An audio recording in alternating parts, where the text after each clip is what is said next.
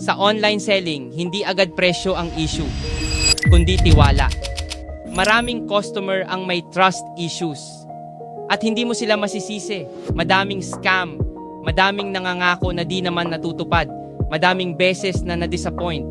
Kaya kapag tahimik sila, hindi ibig sabihin ay ayaw nila, nag-iingat lang din sila. Ang pagkakamali ng iba, mas lalo nilang pinipilit magbenta.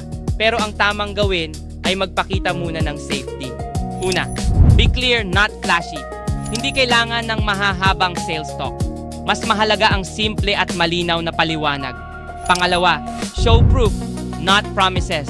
Reviews, actual photos, clear process.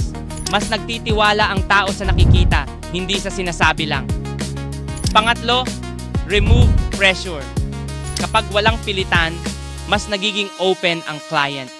Hindi nagtitiwala ang client sa'yo dahil magaling ka magsalita. Nagtitiwala sila dahil ramdam nilang safe sila sa'yo. Trust comes before transactions. Unahin ang tiwala, susunod ang benta.